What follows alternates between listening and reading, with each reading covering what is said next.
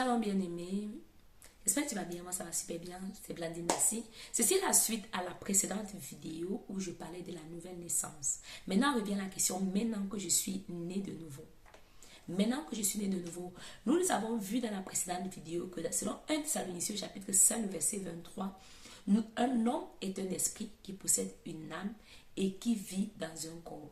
Et dans 1 Pierre, au chapitre 3, le verset 4, je lis dans la version du Semeur, la Bible dit, « Mais la parure cachée de l'être intérieur, la beauté impérissable d'un esprit doux et paisible à laquelle Dieu attache un grand prix. » Tu vois, on précise là l'être intérieur qui est le vrai toi, qui est le vrai moi, qui est l'esprit. Le corps donne à l'homme, à tout homme, le droit légal à l'esprit de l'homme de pouvoir se mouvoir sur la terre. Le corps est l'enveloppe dans laquelle chaque homme habite.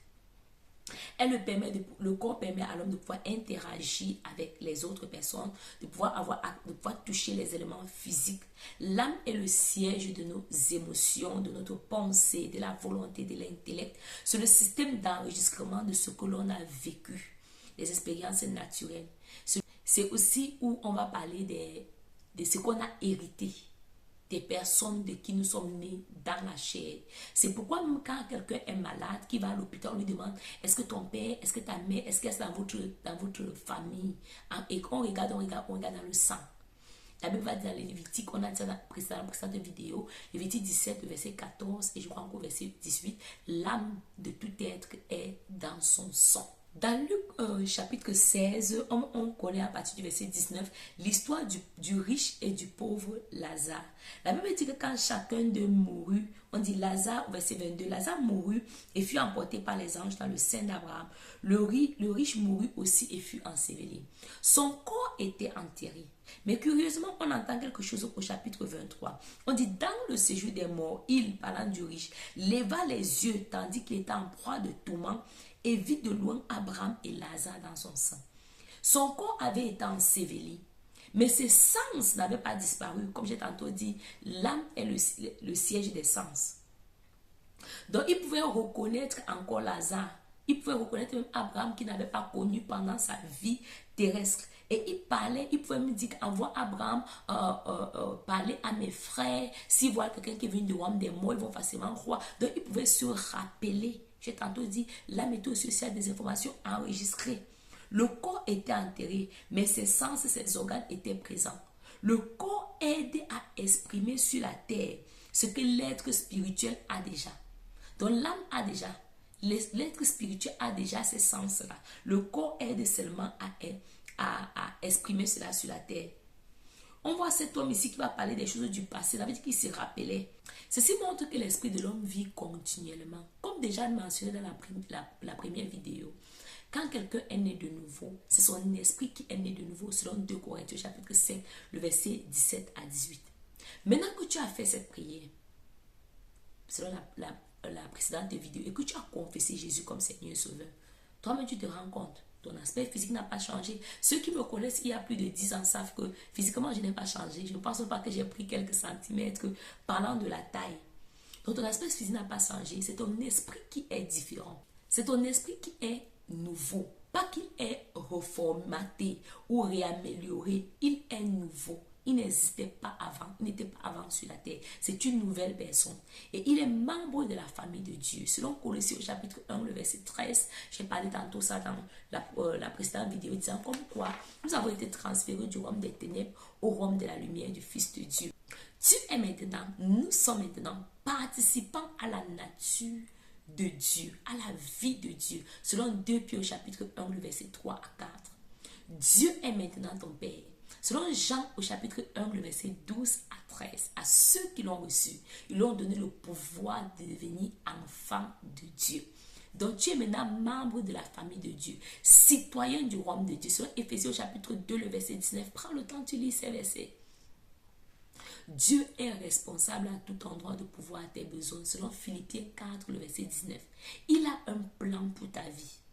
Un plan qui doit venir à manifestation à partir du moment que tu nais de nouveau. Dans Éphésiens au chapitre 2, le verset 10.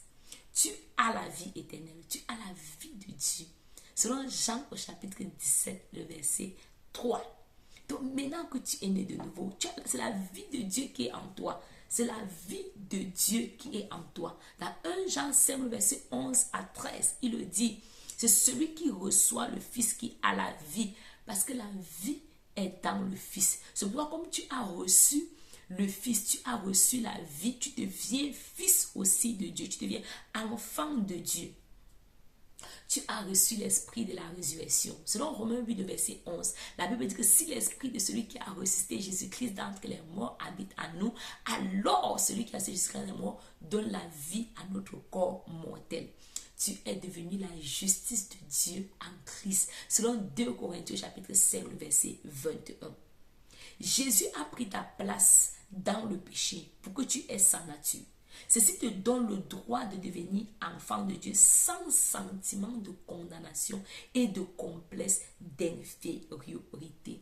Tu as accès auprès du Père par le sang de Jésus. Selon Hébreux 10, le verset 19. Tu es justifié, déclaré non coupable pour Dieu. Tu n'es coupable d'aucune infraction. Selon Romains 5, le verset 1. Dieu a porté la punition de tes péchés. Quand il est mort pour toi à la croix, selon 1 Pierre 2, le verset 22 et 2 Corinthiens 5, le verset 19. Tu es sanctifié, selon 1 Corinthiens 6, le verset 11. Jésus t'a ôté de la fosse. C'est la nouvelle naissance qui nous met à part et qui fait de nous les citoyens, les enfants de Dieu. Maintenant que Jésus t'a ôté de la fosse, qu'est-ce que tu es censé faire? Ôter la boue de toi. Ôter la boue de toi. Ceux qui lisent dans la parole, on va voir quand Lazare est sorti du tombeau dans Jean 11, la Bible dit qu'on le détache, on le délie. Tu dois ôter la boue de toi, c'était laisser ton âme qui n'est pas née de nouveau être transformée. Romains 12, le verset 2. Ne vous conformez pas au siècle présent, mais soyez transformés par le renouvellement de votre intelligence. C'est un processus qui est continu. Ça conduit à la transformation de ton âme pour que tu puisses penser comme Dieu. Croire sans voir, voir comme Dieu, penser comme Dieu, accepter la vérité qui a été faite, que tu n'es plus sous le contrôle des puissances sataniques. Toi, l'esprit, tu peux briser leur emprise sur ton âme. Tu peux ne pas tomber dans le péché parce que le péché n'a plus de pouvoir sur toi. Tu as cette capacité-là en Christ. Le Saint-Esprit habite en toi. Tu es un avec lui. Tu es scellé par l'Esprit de Dieu. Et il est là pour t'enseigner la parole. Tu as la capacité d'évangéliser. Selon Actes chapitre 1, le verset 8, tu es véritablement libre. Selon Jean 8, le verset 36, celui que le Fils a franchi est véritablement libre. Donc maintenant que tu es né de nouveau, voilà qui tu es. Et la chose que tu dois faire à partir de maintenant, c'est exposer ton âme à la parole, nourrir ton esprit qui n'est qu'un bébé, pour qu'il puisse grandir. Tu comprends qui tu es, dans quel royaume tu appartiens, tes responsabilités, tes devoirs, et tu puisses vivre la vie que Dieu a prévue pour toi. Tu puisses comprendre véritablement ce que c'est être né de nouveau. Parce que, curieusement, on se rend compte que des personnes croient que la nouvelle naissance, c'est l'esprit et l'âme qui naissent de nouveau. Et ils ne comprennent pas que des choses doivent être changées encore en eux, ce qui ne se passe que par l'exposition à la parole, la communion avec Dieu, la communion avec l'Esprit de Dieu, les temps d'intimité avec Dieu, les temps de qualité aussi avec les bien-aimés. Mais rien ne doit remplacer ton intimité avec Dieu. Rien ne doit remplacer ton intimité avec Dieu. Dieu est ton Père, je l'ai tantôt dit. Ça veut dire que tu dois parler avec lui. Tu dois lire la parole, tu dois lui parler. Quand tu as une situation, papa, voilà ça, je fais comment? Dieu parle. Bien-aimé, Dieu parle. Dieu parle, il parle. Il s'intéresse à tous les domaines de ta vie. Qu'on ne te trompe pas. Dieu s'intéresse à tous les domaines de ta vie. J'ai parti à un entretien un jour où j'ai raté le train. J'étais dépassée, je n'avais pas d'argent pour acheter un autre ticket. Et le Saint-Esprit m'a expliqué comment je devais faire pour pouvoir arriver à la destination sans acheter un autre ticket. Et il avait pourvu sur le chemin des personnes qui devaient me permettre de passer. Mais il fallait que je puisse l'écouter. Dieu intimité avec Dieu est très importante. C'est juste un petit exemple des situations que j'ai déjà vécues avec Dieu. Dieu parle. Donc, communiquer avec ton Père, lui parler, l'exposer tes situations. Dieu n'est pas ton ennemi. Ce n'est pas lui la raison des situations par lesquelles tu passes. Le facteur Satan, ne l'oublie pas. Il est présent. Maintenant que tu es né de nouveau, par ces versets, tu as compris qui tu es. Prends le temps d'étudier, de méditer ces versets. Et l'étape qui suit, c'est travailler à la transformation de ton âme. Très bientôt, je vais venir avec une autre vidéo, toujours parlant à cette personne qui vient de rencontrer Jésus, où je dirais, que faire quand j'ai les mauvaises pensées? Et une bonne question sera, qui a les mauvaises pensées? Est-ce moi, cet esprit qui est né de nouveau, qui est un avec Jésus-Christ, en qui le Saint-Esprit vit? Ou est-ce mon âme, le siège de mes émotions, de mes sens? Nous allons en parler à la prochaine vidéo. Sois abondamment béni. Shalom.